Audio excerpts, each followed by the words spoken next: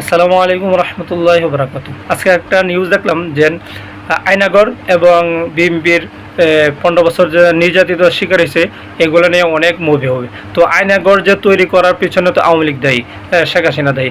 তো এই সময় তো এই যে নায়ক নায়িকা কোনো প্রতিবাদ করেনি। আমাদের বেগম খালেদা জিয়া, দেশনেত্রী বেগম খালেদা জিয়াকে নিয়ে তো অনেকজনে কটূক্তি করছে। তো ওই সময় তো আমাদের পক্ষে ছিল না। তো আমি চাই যারা এখন আয়নাগর সহ আবরার বাহাদ, তারপরে বিএনপির যেমন ইলিয়াস আলী, তারপরে আমাদের ইয়ে আছে আমানুল্লাহ আমান ভাই, যে ছাত্রদলের নৌক উঠে আসছে, এগুলো অনেক হাজার হাজার হাজার গল্প আছে আমাদের। তো আমাদের এই গল্প নিয়ে অবশ্যই যারা দেশপ্রেমিক, দলকে ভালোবাসতো, দেশকে ভালোবাসতো, যারা নিরপেক্ষ ছিল, নায়ক নায়িকা, প্রযোজক, পরিচালক, ওরা করব। এইগুলা যদি আয়নাগর নিয়ে যদি ছবি হয়, মুভি হয়, সারা বাংলাদেশে ভারতসহ বিশ্বে যদি মুক্তি দেওয়া হয়, হাজার হাজার কোটি টাকা কামাই করবো। তো ওই টাকা কামাই করলো কি? যারা আগে সরকারের পক্ষে ছিল এরা কামাই করতেছে, এখন কামাই করব। তো আমি চাই যারা নিরপেক্ষ ছিল, হ্যাঁ, ওদেরকে, আমাদের অনেক ছেলে মেয়ে আছে অভিনয় করতে ইচ্ছুক, তারা যেন আসে অভিনয় করতে।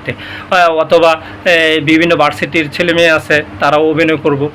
অথবা আমাদের দলের মধ্যে দুই কেউ অভিনয় করতেছে, তাদেরকে করতে পারে। অথবা আমাদের একজন যেমন হাসিনার পক্ষের একজন পরিচালক থাকবো, আমাদের দেশপ্রেমিক দেশপ্রেমিক মানুষের একজন পরিচালক, দুইজন পরিচালকে করব।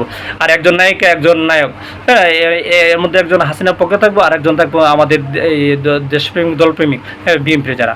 তো আমি ছাত্র দলের কাছে অনুরোধ করব, বিএনপির কাছে অনুরোধ করব যে আমাদের যে 15 বছরের কাহিনী আছে, যে জুলাই মাসের আগের থেকে অনেক তো আমরা প্রতিবাদ করছি, অনেকজন নির্যাতিত হয়েছে, আয়নাগর আছে, বিভিন্ন আছে।